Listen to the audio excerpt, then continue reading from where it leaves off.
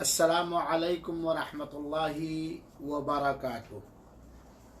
अऊज़ु बिल्लाहि मिनश शैतानिर रजीम। बिस्मिल्लाहिर रहमानिर रहीम। मन कान मिनकुम मरीज़न औ अला सफरिन फ़इद्दतुम मिन अय्यामिन उख़र। नाज़रीन किराम और शाहिदीन इज़ाम, दिगर सामईन और सामिआत,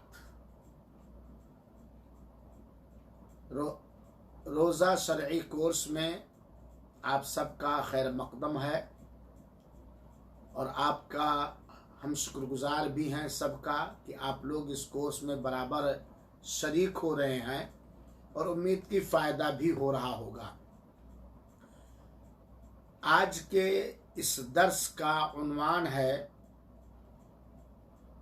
जिन लोगों के लिए रमज़ान मुबारक के अंदर रोज़ा तोड़ना जायज़ है। इस दर्स के अंदर इंशाअल्लाहुल अज़ीज़ हम ये जानने की कोशिश करेंगे कि रमज़ान मुबारक के दिनों में किन किन मुसलमान मर्दों और औरतों के लिए शरई उज़्र के बिना पर रोज़ा ना रखना जायज़ है, तोड़ना जायज़ है। आप ये बात जानते हैं कि अल्लाह ताला ने दीन इस्लाम को बहुत ही आसान बनाया है। इतना आसान बनाया है कि इस पर अमल करना पूरी आसानी के साथ बिल्कुल आसान है। अल्लाह ताला ने फरमाया है सूरह माइदा की आयत नंबर 6 के अंदर, मा युरीदुल्लाहु लियजअल अलैकुम मिन हरज। इस दीन के ज़रिए अल्लाह ताला आपको मशक्क़त में, परेशानी में, तंगी में, हरज में डालना नहीं चाहता है। लाकिन युरीदु अलियुतहिरकुम, लेकिन अल्लाह ताला हमें पाक करना चाहता है, तुम्हें साफ़ और सुथरा करना चाहता है।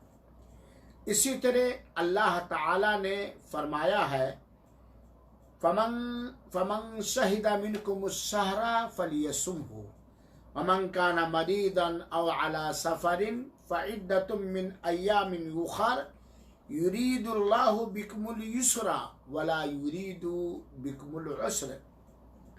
और ये सूरह बकरा की आयत नंबर 85 है। अल्लाह ताला फरमाता है, तुम में से जैसे रमज़ान मुबारक का महीना मिले तो उसे रोज़ा रखना है, उसे रोज़ा रखना चाहिए।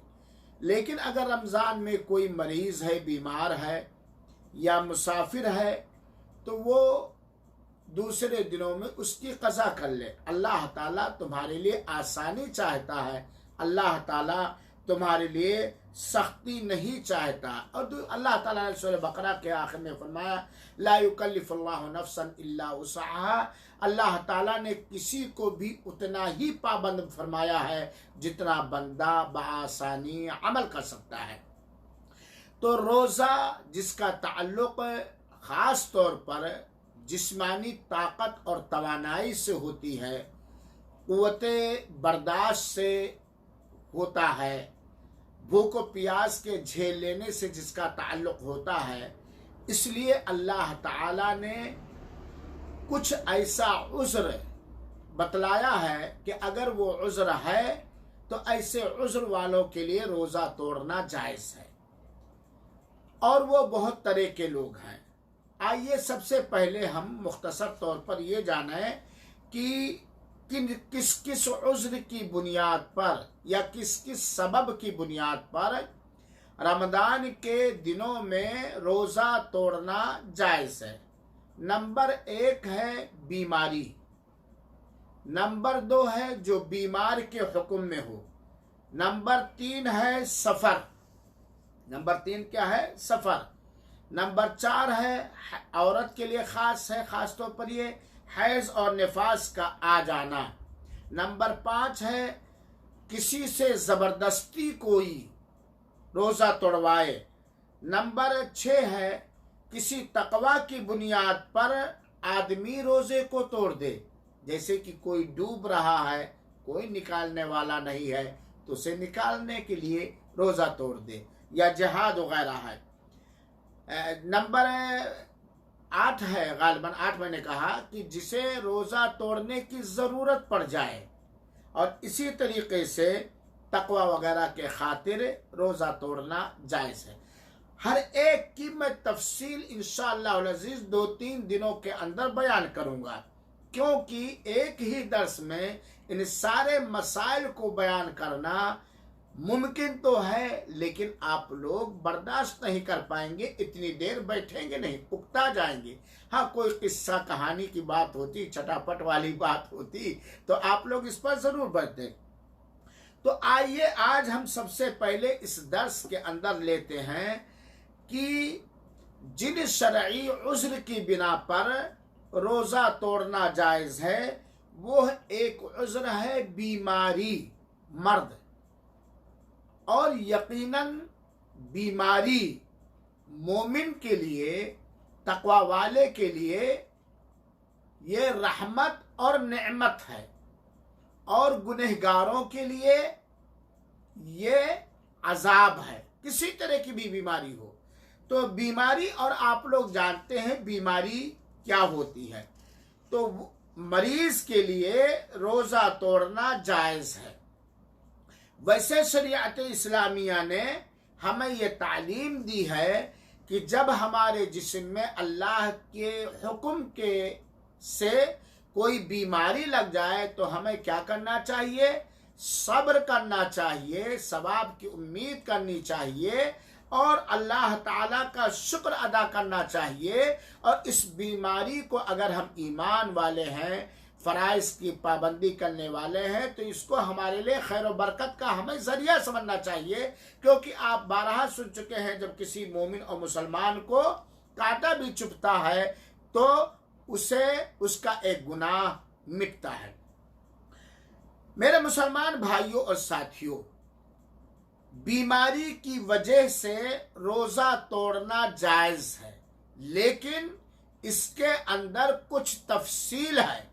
हर बीमारी की वजह से नहीं, हर बीमार के लिए नहीं, बल्कि इसके अंदर कुछ तफसील है। लिहाजा किन बीमारों के लिए, किन मरीजों के लिए, किस किस बीमारी के बुनियाद पर रोज़ा तोड़ना रमज़ान में जायज़ है, और इससे मुतालिक जुड़ा हुआ मसला हम अच्छी तरीके से जान लें। देखिए, बीमार दो तरह से होते हैं। एक वो नंबर, बीमार कितने तरह से होते हैं? दो तरह से होते हैं। नंबर एक, वो बीमार जिसके बीमारी के दूर होने की उम्मीद की जाती है, आशा किया जाता है। यानी वक्ती तौर पर एक बीमारी, वक्ती तौर पर एक बीमारी लग जाती है, और बाद में इलाज व मुआलजा के जरिया या किसी भी जरिया से उसकी बीमारी दूर होने की आशा और उम्मीद की जाती है।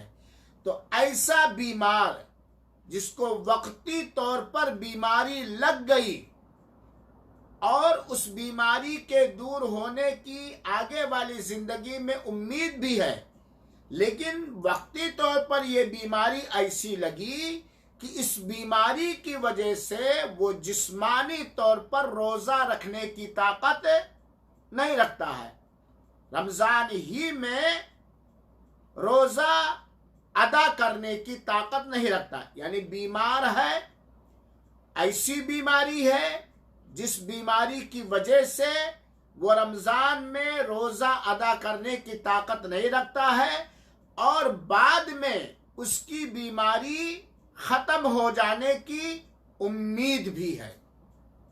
समझ गए?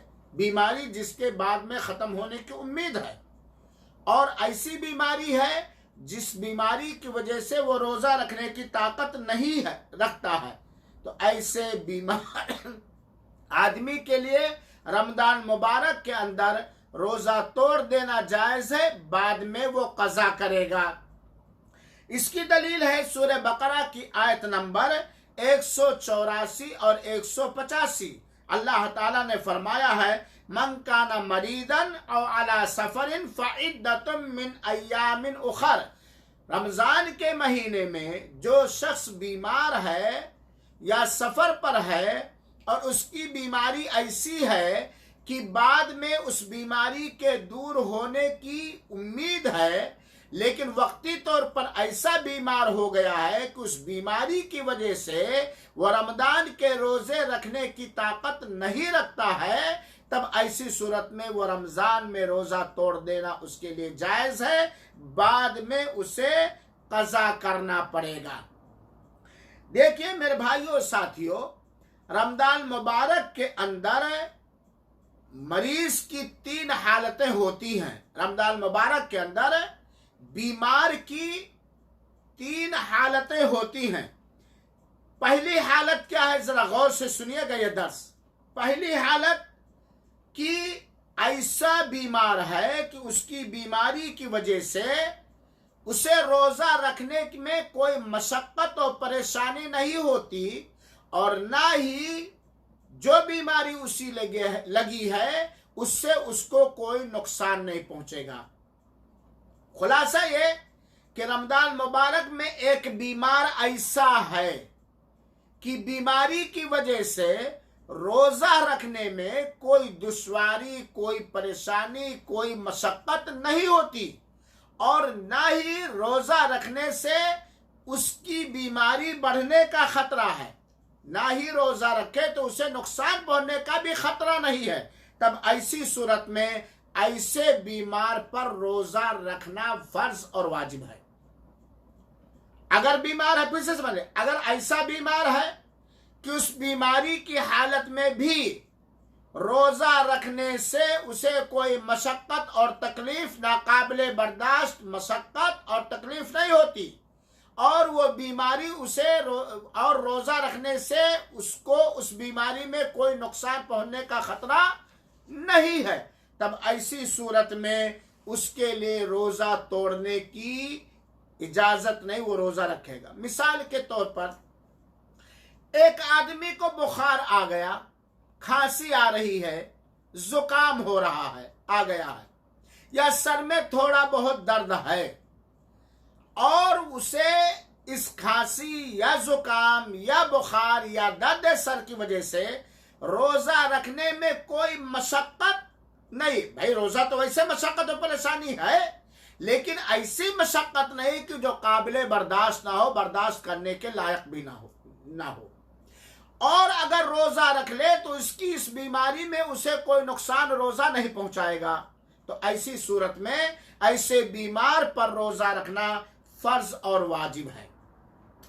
बीमार की दूसरी हालत, रमजान मुबारक के अंदर बीमार की दूसरी हालत यह है कि ऐसी बीमारी है जिस बीमारी में रोजा रखना उसके लिए मशक्कत है, लेकिन रोजा उसे नुकसान नहीं पहुंचाएगा। रोजा रख ऐसी बीमारी है कि बीमारी में रोजा रखने में उसे मशक्कत और परेशानी है मशक्कत है, परेशानी, लेकिन अगर रोजा रख ले तो उस आदमी को रोजा नुकसानदेह नहीं होगा, नुकसान नहीं पहुंचाएगा। तो अगर वो चाहे तो रोजा तोड़ सकता है, लेकिन रोजा रखना मशक्कत के साथ ये मकरूह है। दूसरा क्या हुआ, आदमी बीमार है, रोजा रखने में उसे मशक्कत और परेशानी है, लेकिन ये रोजा उसके लिए नुकसानदेह नहीं है, तो रोजा तोड़ना उसके लिए जायज है, बाद में कज़ा करेगा। और अगर रोजा रख लिया तो ये पसंदीदा अमल नहीं है, क्योंकि जिस्मानी मशक्कत के साथ, नाकाबिले बर्दाश्त मशक्कत के साथ रोजा रखना इसमें मना किया गया है। क्यों? क्योंकि अल्लाह ताला ने अपने आप को अजाब देने से रोका है और हिलाकत में डालने से रोका है। इस्लाम ने रोजा इसलिए नहीं फर्ज किया है कि लोगों को अजाब दिया जाए, लोगों को नाकाबिले बर्दाश्त मशक्कत और परेशानी के भेंट चढ़ा दिया जाए। ठीक है, क्या हुआ, मरीज है, रोजा रखने में मशक्कत और परेशानी है, लेकिन नुकसानदेह नहीं है, तो ना रखना बेहतर है, रख लिया तो कोई हरज नहीं, अलबत्ता ना रखे तो ज्यादा बेहतर है, बाद में कज़ा करेगा। मरीज की तीसरी हालत यह है कि काबिल एतमाद मुसलमान, काबिल एतमाद दीनदार अमानतदार डॉक्टरों ने बतला दिया या आदमी खुद महसूस कर रहा कि अगर तुम रोजा रखोगे इस बीमारी में तो रोजा तुम्हारे लिए मशक्कत का सबब भी बनेगा, साथ ही साथ तुम्हारे लिए नुकसानदेह होगा। साथ ही साथ मशक्कत के साथ साथ रोजा तुम्हारे लिए नुकसानदेह होगा, तुम्हारी बीमारी बढ़ जाएगी, तुम्हारी बीमारी का इलाज नामुमकिन हो जाएगा। तब ऐसी सूरत में ऐसे बीमार पर रमजान मुबारक के अंदर रोजा रखना हराम और नाजायज है। बहुत कायदे से समझिएगा, रमजान मुबारक के अंदर एक ऐसा बीमार है कि अगर वो रोजा रखता है तो उसे मशक्कत भी होती है और रोजा रखने की वजह से उसे नुकसान भी पहुंच सकता है, जिस्मानी नुकसान। बीमारी कंट्रोल में नहीं होगी, बीमारी के बढ़ जाने का खतरा है, उस बीमारी की वजह से रोजा, उस बीमारी के साथ रोजा रखने की वजह से दिगर दूसरी बीमारियां आ जाने का खतरा है, हार्ट अटैक का खतरा है, फालिज का खतरा है, वगैरह वगैरह। तब ऐसी सूरत में ऐसे बीमार का रमजान मुबारक के अंदर रोजा रखना हराम और नाजायज है, हराम और नाजायज है। क्योंकि अल्लाह ताला ने फरमाया है वला तक़तुलू अनफुसकुम इन्नल्लाह काना बिकुम रहीमा, तुम अपने आप को कत्ल न करो, यकीनन अल्लाह ताला तुम्हारे लिए रहम करने वाला और मेहरबान है। अल्लाह रहीम है, मेहरबान है। और रोजा अल्लाह ताला ने इंसान के आत्महत्या के लिए, कत्ल करने के लिए नहीं पैदा उतारा है। चुनाचे अगर कोई भी मुसलमान मर्द और औरत रमजान मुबारक के अंदर किसी ऐसे बीमारी का शिकार हो गया जिसमें रोजा रखने में मशक्कत भी है, साथ ही साथ उसके लिए रोजा नुकसानदेह भी होगा, बीमारी का इलाज नहीं हो पाएगा, बीमारी बढ़ जाएगी, उसकी वजह से दूसरी बीमारियां आ जाएंगी, तब ऐसी सूरत में उसके लिए रोजा रखना हराम और नाजायज है।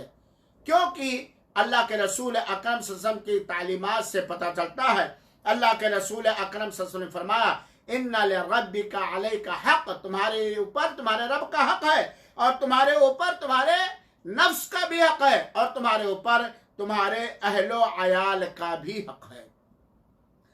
तो ये हुए मरीज के हालात। अब आप अंदाजा कर लें, यहीं पर एक मसला और बतला दूं, अगर कोई ऐसा मरीज है कि रोजा रखने में मशक्कत है लेकिन नुकसानदेह नहीं है और वो जानता है कि बाद में कज़ा करना मेरे लिए बहुत ही मुश्किल हो जाएगा, बल्कि मैं कज़ा कर ही नहीं पाऊंगा, तब उसका रोजा रख लेना बेहतर है।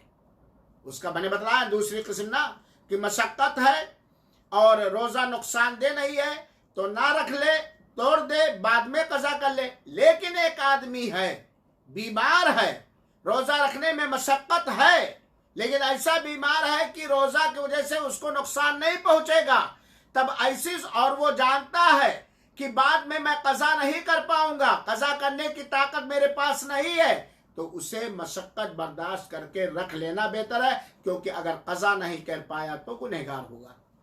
ये मसला भी वाज़ेह है। तो ये हुए मरीज के तीन हालात जो मैंने बताया। एक हालत क्या है, मशक्कत है, काबिल बर्दाश्त मशक्कत है, एक हालत यह है कि रोजा रखने में कोई मशक्कत नहीं, कोई नुकसान नहीं, तो वो तोड़ नहीं सकता। एक हालत है रोजा रखने में मशक्कत है लेकिन नुकसान नहीं, तो ना रखना बेहतर है, रख लिया तो कोई बात नहीं, अलबत्ता अगर कज़ा करने की ताकत आगे नहीं रखता है तो वो रख ले। एक हालत है ऐसी बीमारी है जिसमें मशक्कत के साथ साथ जिस्म के लिए नुकसान का खतरा भी है, तब ऐसे सूरत में उसके लिए रोजा रखना हराम और नाजायज होगा। ये एक मसला समझ लीजिए। इसी से जुड़ा हुआ एक और मसला जान लीजिए। एक आदमी सुबह सादिक से पहले नियत कर लिया और वो रोजा रख लिया। इत्तेफाक से रमजान के किसी दिन में उसे बीमारी लग गई, और वो रोजे की हालत में था, और बाकी दिन रोजा रखना उसके लिए बहुत ही मशक्कत का सामान है, बहुत ही परेशानी का सामान है। तो ऐसी सूरत में दिन के किसी भी वक्त इफ्तार करना, रोजा तोड़ देना उसके लिए जायज है। जैद है, सुबह से सेहतमंद था, तंदुरुस्त था, अचानक उसे कोई ऐसी बीमारी लग गई कि अब दिन के बाकी हिस्से को रोजे की हालत में गुजारना बहुत ही बड़ा कठिन काम है, बहुत ही मशक्कत है, बहुत ही परेशानी है। तब ऐसी सूरत में उसके लिए रोजा तोड़ देना जायज है। हाँ, अगर काबिले बर्दाश्त मशक्कत है, वो झेल सकता तो झेले। जैसे मिसाल के तौर पर एक आदमी शुगर का मरीज है, और शुगर ऐसी बीमारी नहीं जो काबिले बर्दाश्त ना हो। शुगर का मरीज है, शहरी में उसने शुगर को बढ़ा लिया, खा लिया, लेकिन अचानक 11 बजे दिन में उसका शुगर डाउन हो गया। शुगर का बढ़ना भी खतरनाक, लेकिन उससे ज्यादा खतरनाक शुगर का घट जाना है। अब अगर वो कहे नहीं मैं तो रोजा नहीं तोड़ूंगा, रोजा है, मैं मोमिन हूं, मैं मुसलमान हूं, और शुगर घट गया, तो वो नुकसान भी हो जाएगा और बेहोश भी हो जाएगा, नाकाबिले बर्दाश्त मशक्कत भी हो जाएगी। तो ऐसी सूरत में उसके ऊपर वाजिब हो जाएगा रोजा तोड़ करके कोई मीठी चीज खाना। हाँ, बाद में उस दिन का कज़ा करेगा, इसी से जुड़ा हुआ एक और मसला। सुबह सादिक से एक आदमी बीमार था, कोई आदमी सुबह सादिक से बीमार था, और ऐसी बीमारी उसको लगी हुई थी जिसकी वजह से शरीयत ने उसे रोजा तोड़ने की इजाजत दी थी। लेकिन दिन के किसी हिस्से में अचानक वो तंदुरुस्त हो गया, जिस वजह से उसने रोजा रखना नहीं रखा था, वो वजह खत्म हो गई। तो अब बाद में शुरू से वो इफ्तार कर लिया था, कुछ खा पी लिया था ना, तो अगर कहे कि अब 11 बजे मेरी सेहत लौट आई, मैं बाकी दिन रोजा रख लूं, तो उसका ये रोजा सही नहीं होगा, क्योंकि शुरू से वो क्या था, रोजे की हालत में नहीं था। सुबह शादी से पहले रोजे की नियत भी नहीं की थी, या रोजे की हालत में था, खा पी लिया था, चाहे दवा चाहे कोई चीज वगैरह वगैरह। तो ऐसी सूरत में उसका रोजा रखना सही नहीं होगा, बल्कि उसे आइंदा रमजान खत्म होने के बाद उसे कज़ा करना पड़ेगा। अलबत्ता ऐसे आदमियों के लिए कुछ उलमाए किराम ने बतलाया है कि बेहतर है, शेख इब्न बाज़ रहमतुल्लाह अलैह की यही राय है कि बेहतर है वो बाकी दिन तंदुरुस्त होने के बाद बाकी दिन रमज़ान के एहतराम में ना खाए और ना पिए, लेकिन उसे कज़ा हर हाल में करना ही होगा। रमज़ान से जुड़ा हुआ, रोजे से, इस मसले से जुड़ा हुआ एक और मसला आप जान लीजिए, और वो बहुत ही अहम मसला है। अगर काबिले एतमाद मुसलमान माहिर, जिसके दीन और ईमान पर एतमाद और भरोसा किया जा सकता है, अगर वो बतला दे कि तुम रोजा रखोगे तो ये बीमारी तुम्हें आ जाएगी, या इस बीमारी का इलाज नहीं हो सकता, या ये खतरात हो जाएंगे, बाद में जब कंटिन्यू दवा करोगे या खाओगे तो ये बीमारी दूर हो जाएगी, तो ऐसे आदमी को मुसलमान, दीनदार, काबिल एतमाद, माहिर डॉक्टर के मशवरे पर अमल करते हुए रोजा तोड़ देना जायज है। बाद में वो जितने दिन की रोजा तोड़ा है, बाद में अगर रोजा कज़ा करने की ताकत होगी तो वो रोजा रखेगा। तो ये मैंने मरीज पहली हालत मैंने आपको बतलाई। यहाँ एक मसला, एक चीज और बतलाना चाहता हूं। बहुत सारे लोग शुगर के बीमार होते हैं, ब्लड प्रेशर के बीमार होते हैं, और इस बीमारी के खौफ और दहशत की वजह से वो रोजा तोड़ देते हैं। देखिए मेरे भाइयों, दिन के अंदर जो दवाएं आप खाते हैं, दिन के अंदर सुबह खाते हैं, दोपहर खाते हैं, शाम खाते हैं, है यही बात ना। इन्हीं 3 टाइम की दवाओं को आप रात के हिस्से में बांट लें। जिस तरह 3 टाइम आप दिन में खाते थे रमजान से पहले, रमजान मुबारक के अंदर आप देखें कि यही 3 टाइम रात में बना लें। 6 बजे इफ्तार के बाद खा लें, फिर 12 बजे खा लें, फिर सहरी के वक्त खा लें।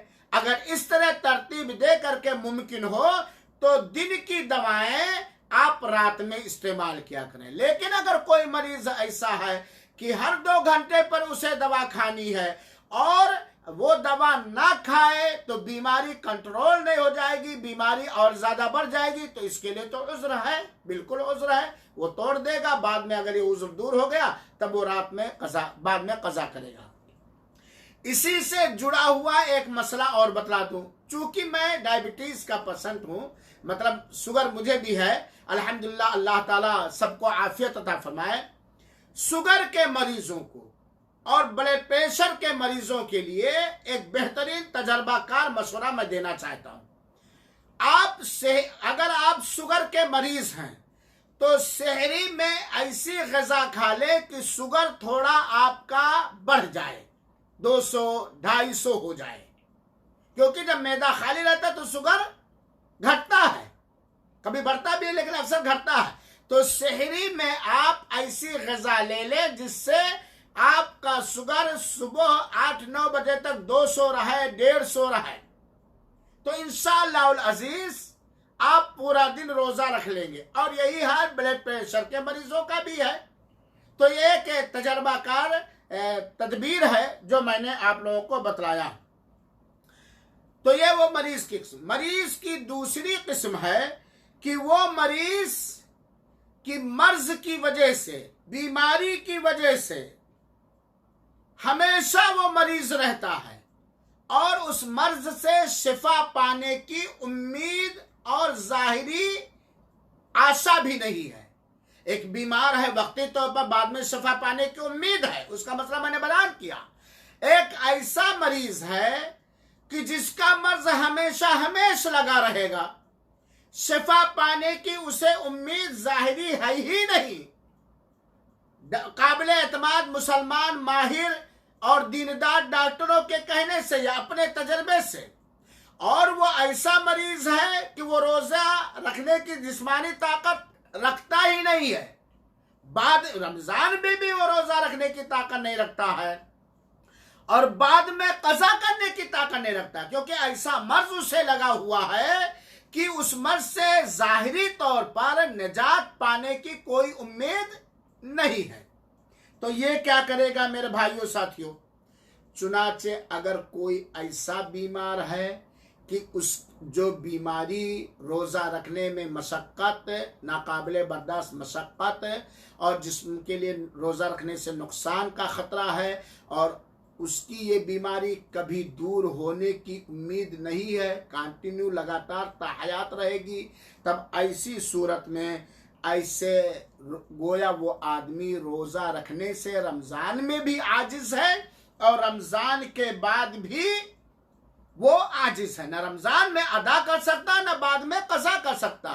तब ऐसा आदमी रमज़ान मुबारक के अंदर बिंदास रोज़ा तोड़ देगा, वो रोज़ा नहीं रखेगा, क्योंकि अल्लाह ताला ने फरमाया है सूरह तग़ाबुन के आयत नंबर 16 के अंदर, फत्तकुल्लाह मस्ततातुम, जितना तुम अल्लाह ताला से डर सकते हो डरो। और अल्लाह ताला ने सूरह बकरा के आयत नंबर 186 के अंदर बयान फरमाया, ला युकल्लिफुल्लाहु नफ्सन इल्ला वुसअहा, अल्लाह ताला ने हर एक को उतना ही पाबंद किया है जितना वो करने की ताकत रखता है। तो कोई ऐसा बीमार है जिसकी बीमारी ताहयात रहेगी और ऐसी बीमारी है जिस बीमारी में रोजा रखने की बिल्कुल वो ताकत नहीं रखता है, या रखे तो नुकसान पड़ने का खतरा है, मर्ज के बनने का खतरा है, रमजान में भी और बाद में भी, ऐसा बीमार के ऊपर रोजा रमजान में अदा करना फर्ज और वाजिब नहीं है। हाँ, उसका फिदिया देना उसके ऊपर फर्ज और वाजिब है। और वो फिदिया क्या है कि हर दिन के बदले एक मिस्कीन खिलाए, हर दिन के बदले एक मिस्कीन खिलाए, ये उसके ऊपर वाजिब है। ये शरीयत ने उसके लिए आसानी रखी है। चुनाचे वो बीमार जो रमजान में भी रोजा रखने की ताकत नहीं रखता है, वो बूढ़ा खूसट जो जिस्मानी तौर पर रमजान में रोजा रखने की ताकत नहीं रखता है, और बीमार की बीमारी बाद में भी दूर नहीं होगी, और बुढ़ापा तो ऐसी बीमारी है जो दूर होने वाली ही नहीं है, तब ऐसी सूरत में ये दोनों रमजान मुबारक के अंदर रोजा तोड़ देंगे और हर दिन के बदले एक मिस्कीन खिलाएंगे, एक मिस्कीन खिलाएंगे। हर दिन के बदले उनके ऊपर एक मिस्कीन खिलाना वाजिब और जरूरी है। अब ये मिस्कीन को खाना खिलाने के सिलसिले में जरा देख लें। मेरा मशवरा ये है कि मिस्कीन गैर मुस्लिम तो आप खिला ही नहीं सकते हैं, मुसलमान होना चाहिए, और वो मुसलमान वो है जो तौहीद का पाबंद हो और 5 वक्ता नमाज का पाबंद हो, तौहीद और 5 वक्ता नमाज का पाबंद हो, चाहे वो मर्द हो या औरत, ये ख्याल रखना चाहिए। अब आप कहेंगे कि मौलाना मेरे गांव में तो सब बेनमाजी खाली जुमा या जनाजा या ईदैन की नमाज पढ़ने वाले हैं, आप तलाश हो, कोई जरूरी नहीं अपने शहर का मिस्कीन, क्योंकि मुसलमान मिस्कीन को खिलाना है। ये जो रोजे का कफारा है या फिदिया है ऐसे लोगों के लिए, मुसलमान मिस्कीन चाहे वो मर्द हो या औरत उसे खिलाना, बालिग, बच्चा को नहीं, बालिग हो, मुसलमान हो, चाहे वो मर्द हो या औरत हो। और आप जानते हैं, ना जानते हैं तो आज जान लीजिए, ये मेरा फतवा नहीं है, ये शरीयत इस्लामिया का फतवा है, ये कुरान मजीद का फतवा है, ये रसूलुल्लाह के सुन्नतों का फतवा है, ये सहाबे किराम की अक्सरियत का फतवा है, ये कुरानी आयत और हदीस का फतवा है कि अगर कोई आदमी तौहीद वाला नहीं है, अगर कोई आदमी 5 वक्ता नमाज का पाबंद नहीं है, तो वो मुसलमान नहीं है, क्योंकि ये कफारा है। और आम सदका आप गैर मुस्लिम को भी दे सकते हैं, लेकिन ये कफारा वाला सदका गैर मुस्लिम को नहीं दे सकते हैं। तो नमाजी हो, तौहीद वाला हो, शिर्क और बिदअत से दूर रहने वाला हो, नमाज छोड़ने से बचने वाला हो, ये बात है। एक बात तो ये। दूसरी बात, कभी उसे जो आप अपने रोजे का कफारा के तौर पर खाना खिलाते हैं, कभी भी उसके ऊपर एहसान न जतलाना। और ये अल्लाह का एहसान है कि अल्लाह ताला ने हमारे समाज में मिस्कीनों को पैदा किया है और उन्हीं के बदौलत हमें रिस्क और रोजी मिलती है। कभी एहसान न जतलाना, कभी उसकी हतक न करना, अरे आ गया जल्दी, अरे कल क्यों नहीं आया था जल्दी ना। उसके मिजाज का ख्याल रखो, उसके गुर्बत का ख्याल रखो, उसके दिल में जो दर्द और तकलीफ है उसका ख्याल, बल्कि उसका एहसान मानो कि वो आपका कफारा अदा करवाने में मदद कर, एहतराम के साथ, इज्जत के साथ, वकार के साथ, और उसके दिल में हर तरह से खुशी दाखिल करने की नीयत से और अपने रोजे का अजर सवाब पाने की नीयत से आप उसका एहसान मानिए कि वो आपके इस कफारे वाले रोजे के फिदिया को खा रहा है। हमने देखा है अपने समाज के अंदर, अपने हिंदुस्तान के अंदर मैंने देखा है कि जमींदार साहब बूढ़े हो गए, रोजा रखने की ताकत नहीं है, चलने की ताकत नहीं, भूख और प्यास नहीं बर्दाश्त करेंगे। मौलवी साहब ने दिया फतवा, सही फतवा दिया कि यहाँ पे मिस्कीन को खिला दे। मिस्कीन दरवाजे पे आता है, अल्लाह की कसम अगर मेरी बात गलत है तो आप जरा तहकीक कीजिए, अल्लाह की कसम मिस्कीन बेचारा आपके रोजे के कफ्फारे की अदायगी में ताउन और मदद करते हुए आता है, उसको दरवाजे से बाहर बिठा दिया जाता है। अपना जनाब जमींदार साहब, सेठ साहब चारपाई पर होते हैं, कुर्सी और टेबल पर बैठे हुए होते हैं, इफ्तार के वक्त बेहतरीन खाना बना हुआ होता है, अपना निगल रहे हैं तरने वाला, और उसको जाकर के एकदम नीचे बिठा देते हैं।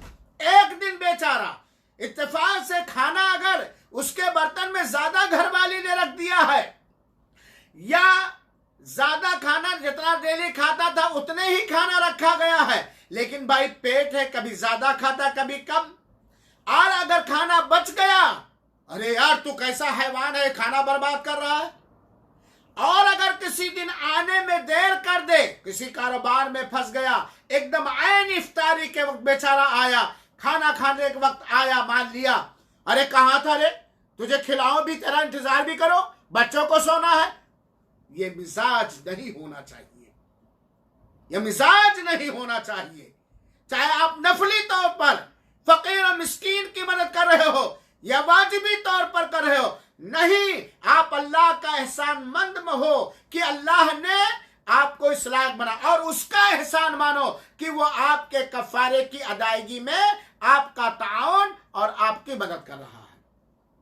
और ये रोजे का कफारा आप अगर चाहें, जरा सुन लीजिए कैसे अदा करेंगे। आप अगर चाहें तो घरेलू जो आम खाना आप खाते हैं अपनी ताकत के हिसाब से, डेली बना करके एक मिस्कीन को खिलाते रहें, या एक ही दिन बना करके 10 मिस्कीन को खिला दें, दूसरे दिन बना करके 10 मिस्कीन को खिला दें, तीसरे दिन बना करके 10 मिस्कीन को खिला दें, 30 दिन का हो गया। अच्छा खाना होना चाहिए जो आम तौर पर उस समाज के अंदर खाया जाता, तो खाना बिला करके खिलाना जायज है। एक ही मिस्कीन को 30 दिन भी खिलाना जायज है, 30 मिस्कीन को एक दिन भी खिलाना जायज है, 2 मिस्कीन को, असल है गिनती पूरी करना, ये जरूरी नहीं है कि 30 मिस्कीन ही को खिलाया जाए, ये 30 मिस्कीन आपको पूरा करना, 30 दिन का खाना देना है, खिलाना है, चाहे आप अपने आसानी के हिसाब से जैसा चाहे कर लें, ठीक है। आपके पास इतनी ताकत नहीं कि रोजाना बना करके दें, मशक्कत है, परेशानी है, मिस्कीन के आने में यह आपकी घरवाली के मिजाज के खिलाफ हो जाएगा। समाज में बड़ी खराबियां हैं, समाज में बड़ी खराबियां हैं, अल्लाह इस्लाह फरमाए।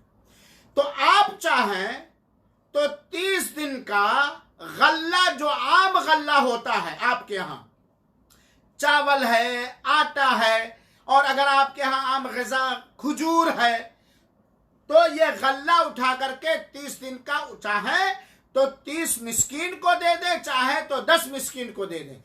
एक दिन के बदले 1.25 किलो, एक दिन के बदले 1.25 किलो, ये शरीयत इस्लामिया के अंदर आसानी है रोजे के कफारे की अदायगी करने के बारे में।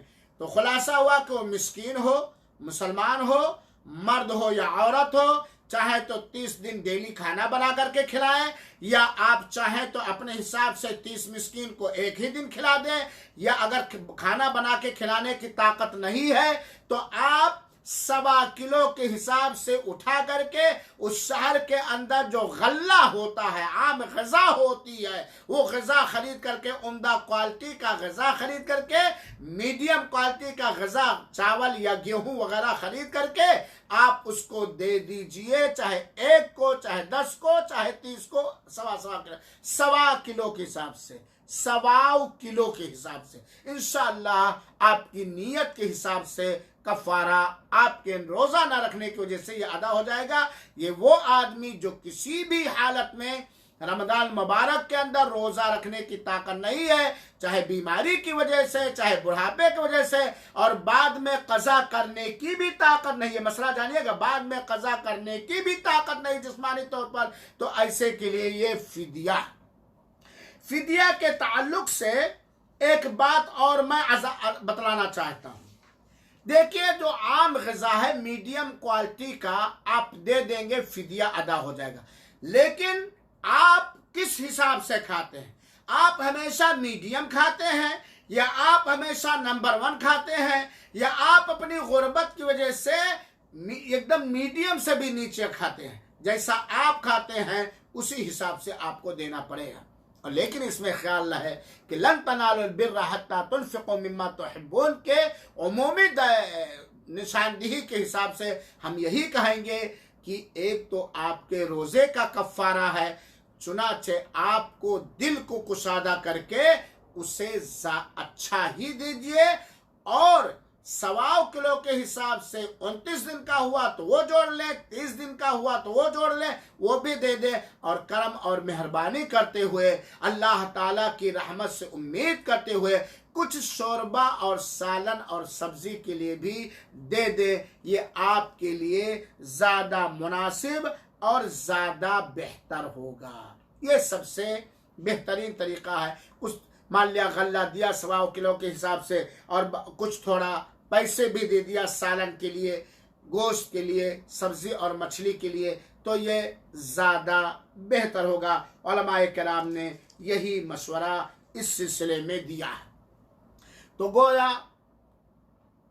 खुलासा ये निकला। हाँ, यहाँ एक मसला और जान लीजिए, दरअसल दर्स को लिख लेना चाहिए ताकि आप लोगों की खियानत न हो। एक मसला और जान लीजिए, एक आदमी है, चाहे मर्द हो या औरत, वो जिस्मानी बीमारी की वजह से, और उसे ऐसी बीमारी है कि वो किसी भी सूरत में रमजान का रोजा रखने की ताकत नहीं रखता है या नहीं रखती है, और बाद में भी उस बीमारी से शिफा पाने की उम्मीद भी नहीं है, हमेशा वो बीमारी ताहयात रहेगी, बीमार भी है, बीमारी की वजह से कभी भी ना रोजा अदा करने की ताकत रखता है, ना रोजा कज़ा करने की ताकत रखता है, और वो अपने रोजा तोड़ने का जो कफ्फारा है वो भी देने की ताकत नहीं रखता है। गरीब मिस्कीन है, कोई उम्मीद नहीं है, उसके घर में कहीं से आता भी नहीं कि उसका अदा कर दे, खेती भी नहीं, आमदनी भी नहीं है, बस डेली खा लेता पी लेता, या 2 दिन 3 दिन खा लेता और पी लेता बेचारा, कोई दे तो वो पाता है। तो इस्लाम की अच्छाई देखिए, ऐसे मिस्कीन, तंगदस्त, गरीब, फकीर, जो रोजा बीमार या बूढ़ा या खुसत जुंजुल, जो रोजा रखने की भी ताकत नहीं रखता है रमजान में, बाद में कज़ा करने की भी ताकत नहीं रखता है, और रोजे के तोड़ने की वजह से फिदिया भी देने की ताकत नहीं रखता है, तब उसके ऊपर फिदिया भी देना वाजिब नहीं है, जरूरी नहीं। वो जितने दिन की ताकत रखता दे देगा, वरना अगर 1 दिन का भी फिदिया देने की वो ताकत नहीं रखता है तो वो फिदिया भी नहीं देगा, क्योंकि अल्लाह ताला ने कहा फत्तकुल्लाह मस्ततातुम, तुम अल्लाह ताला से जितना डर सकते हो उतना डरो। लेकिन यहाँ ये बात याद है, अल्लाह जानता है, अल्लाह जानता है कि हम रोजा रखने की ताकत नहीं रखते हैं कि नहीं जानता। अल्लाह जानता है ऐसी बीमारी है कि अगर रोजा रखेंगे तो मशक्कत के साथ साथ बीमारी बढ़ जाने का खतरा है। अल्लाह जानता है कि बाद में हमें शिफा भी नहीं मिलेगी, और अल्लाह ये भी जानता है कि हम फिदिया देने की ताकत रखते हैं कि नहीं ताकत रखते हैं, अल्लाह जानता है। लिहाजा अल्लाह का खौफ का और रोजा इसीलिए फर्ज किया गया। आज बहुत सारे लोग क्या है, बैंक बैलेंस किए रहते हैं, सोने जेवर रखे रहते हैं, घर में जरूरत से ज्यादा सामान रखे रहते हैं, लेकिन इन सब मसले में ढील वाला मसला देखते हैं। तो मेरे भाइयों साथियों, ये मरीज के बारे में, रमजान में जो मरीज होते हैं उनके बारे में ये मसला मैंने बतलाया। और इंशाअल्लाह अज़ीज कल के दर्स में जरा हाजिर होइएगा। कल के दर्स में मुसाफिर के मसाइल रमजान मुबारक के ताल्लुक से, रोजा रखने ना रखने के सिलसिले में कल के दर्स में इंशाअल्लाह अज़ीज मुसाफिर जिसके लिए रोजा तोड़ना जायज है, सारी तफसील कल के दर्स में मैं बतलाऊंगा। याद रहे ये टाइम सऊदी अरब के हिसाब से 4 बजे, और इंडिया और पाकिस्तान और नेपाल और बांग्लादेश के हिसाब से 6:30 बजे ये दर्स मेरा शुरू हो जाता है। लिहाजा आप लोग खुद शरीक होइए और दूसरों को भी शरीक कीजिए। अल्लाह रब्बुल आलमीन से दुआ है कि अल्लाह ताला हम सबको सेहत और आफियत के साथ नेकियों की तौफीक देते हुए ईमान और नेक अमल के साथ रमजान मुबारक का महीना मयस्सर फरमाए, और उसके अंदर अल्लाह ताला हर फर्ज, हर सुन्नत, हर नफल इबादत करने की तौफीक अता फरमाए, हिम्मत दे तौफीक दे और अल्लाह ताला कबूल भी फरमाए। आमीन। वसल्लल्लाहु वसल्लिम अला नबीना मुहम्मद व अला आलिहि व सहबी अजमाइन व आखिरु दअवाना अनिल हम्दु लिल्लाहि रब्बिल आलमीन। वस्सलामु अलैकुम व रहमतुल्लाहि व बरकातुहू। आप सबसे दर्दमंदाना अपील, इसे बार बार सुनिए और इसे फॉरवर्ड कीजिए। कोई सवाल हो तो कमेंट में जा कर के दे दीजिए, मैं कमेंट देखता हूँ और कल इंशाल्लाह सबसे पहले उस सवाल का जवाब दे दूंगा। वजज़ाकुमुल्लाह।